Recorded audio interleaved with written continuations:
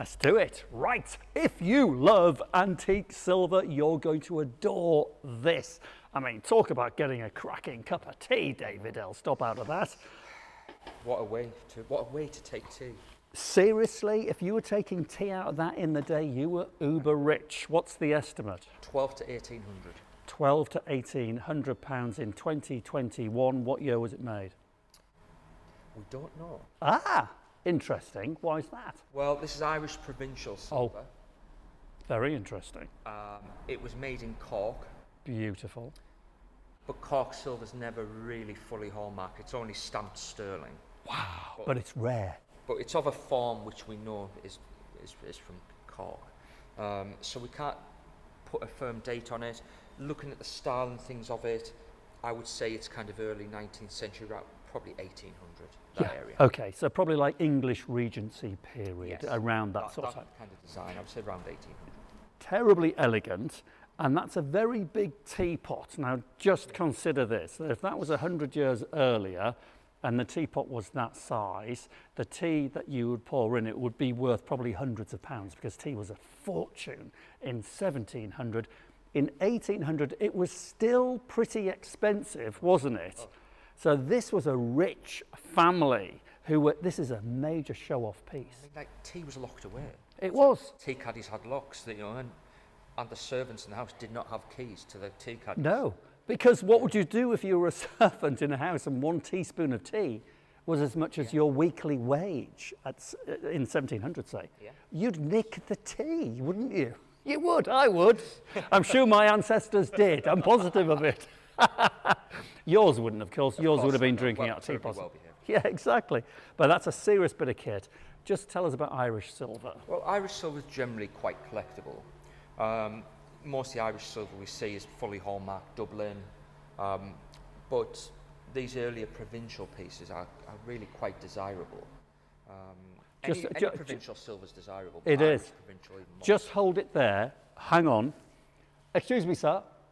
Can you bring us that tea? I mean, what? I know. Hello. He wouldn't have got a job. Thank you very much. He wouldn't. I wouldn't employ him. Very kind. No.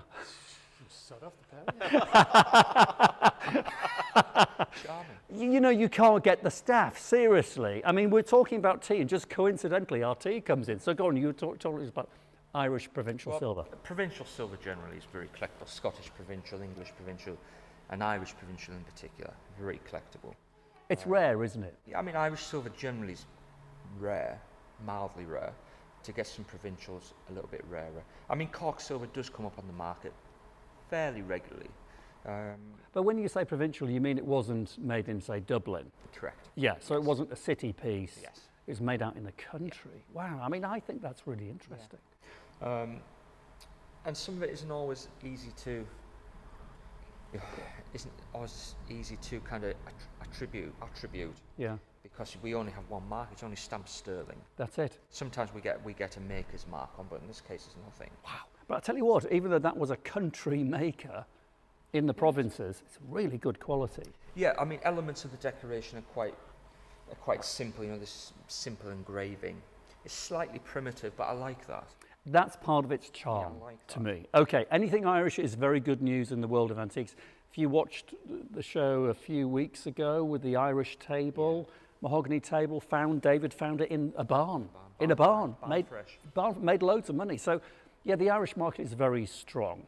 And it reminds me of my Irish grandmother. Happy days, I love that. Buy it. Well, yeah, I know, he keeps trying to make me buy these things. But she would have put whiskey in her tea as well, that's another story. Anyway, so reminders, estimate? 12 to 1800. 12 to 1800 pounds. Over to you. Guess how much you think it's going to make. Your instinct? I'm going to go for 1200. I'm going to go higher because I think out there in the you've got a massive market, literally worldwide. The American market is very strong for Irish stuff, as well as the Irish market.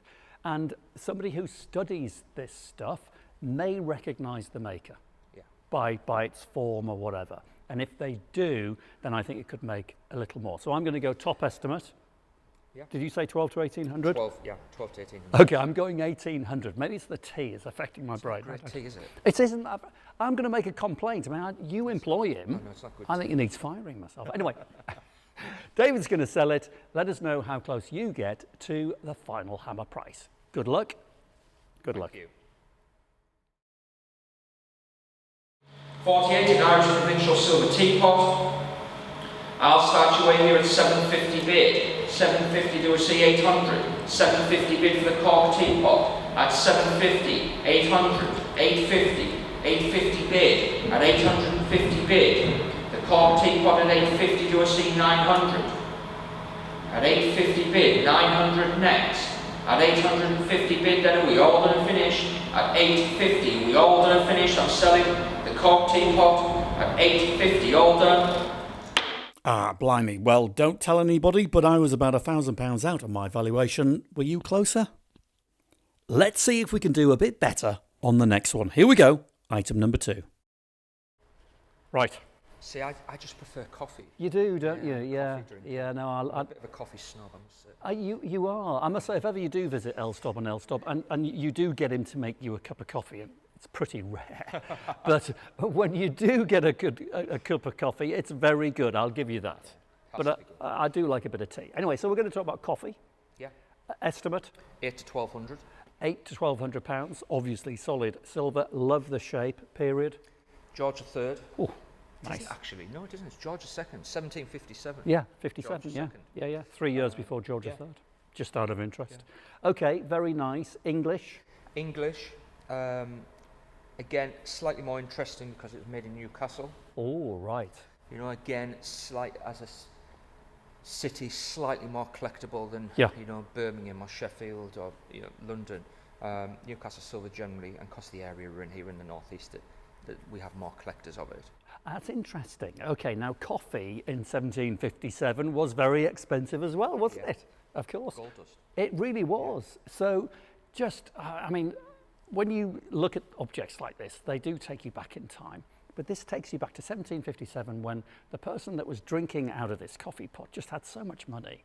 And this was a real show-off piece. You'd invite them round, you just bring the silver out. One, you could afford coffee. Two, you could afford a silver container like that to serve the stuff. You could afford to have your armorial beautifully engraved on it. Very nice. I mean, it's just so sharp and fresh, isn't it? Yeah. It's 250 years old, David. It's bonkers. Made by John Langlands. Okay. The Langlands family were a well-known family of Newcastle silversmiths. Okay. So his mark, and I've got a lovely set. You know how I do love a clear hallmark. Oh, he does. He does. Yeah. I know. He's very sad. He really is in so many ways. So we've got a lovely clear set of marks on the bottom there. And the lid, we've also got a maker's mark stuck to the cover as well. So lovely pot, it's in lovely condition. I mean, it's like Handle's factory nice fresh. Good gauge of silver. Don't think there's been any erasure. Yeah, lovely thing. Absolutely gorgeous. And found? Locally, yeah. Local collector actually thinning out. He has quite a number of Newcastle pieces. So again, thinning out. He's put about 10 pieces of Newcastle into the set. Okay, estimate again? 8 to 1200. 8 to 1200 pounds. Where's the market? You think it's going to stay in the northeast? Again, I think the market probably is northeastern. Certainly UK, I would say. Okay. If you're going to ask me what I think it will make, I'm going to ask you. I'm going to be boring again. I think we're spot on. I think it will make 800-900. Okay. I think it's so clean and so fresh. It's unbelievable. It's 250 years old. We know it is. I think it's going to make top end. Okay. I'm feeling very confident today, David. £1,200 is my prediction. David's now going to sell it. Let us know how close you get to the final hammer price. Good luck to you. Good luck, everyone. And good luck to you. Thank you. 183 is George II Provincial Silver Coffee Pot by John Langlands, Newcastle 1757. There's quite a bit of interest in this, both on commission and online. I'll start you at 550 bid, 550, 550 bid, 550 bid with me, 550 bid with me at 550 bid, 600 on live auctioneers, 600 bid on live auctioneers, 650 on invaluable, 650 on invaluable, at 650 bid. 700 on live auctioneers. 700 bid. 700 bid. On live auctioneers at 700 to see 750. At 700 bid. At 700 pounds to see 750 next. At 700 bid then on live auctioneers at 700. I'll give you the same chance to come back and invaluable if you want. At 700 bid it is then, fair warning, at £700. All done.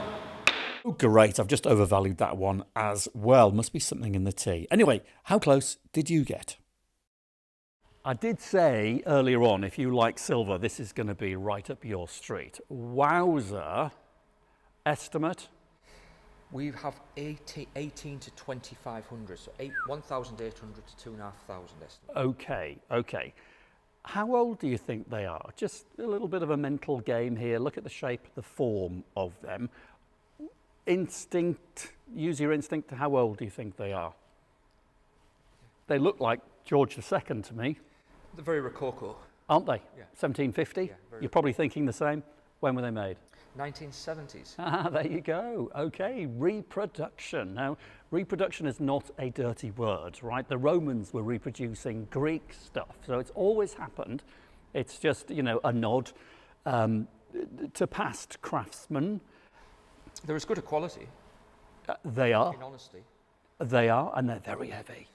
By the Barnards, you know, great family silvers. Yes, yes. Where were they making? In London. Yeah. I mean, the gauge of the silver is beautiful, solid silver gilt, just beautiful gauge to them. And they are cast, you know, they're not weighted, they are cast silver. Yeah. Now explain the difference.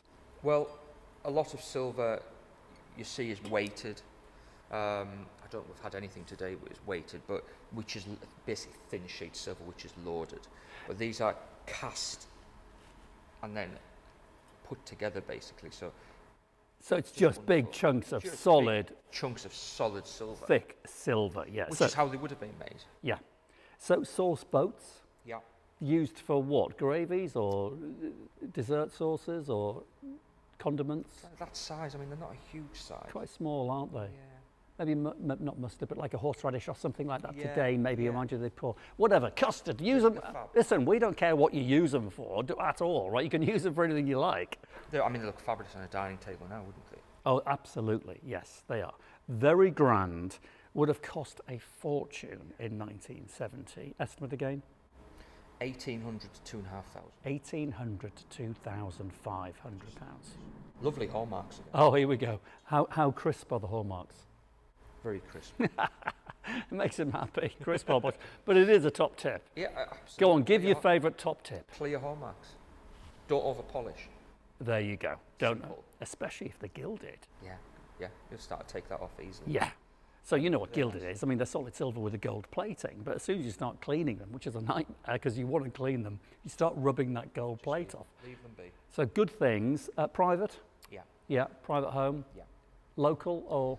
Yes, they are 15 minutes away. No. Yeah. My goodness me. Okay. And where is the market for these things? I think there might be a good lot for the trade, London trade or something. Yeah. Yeah.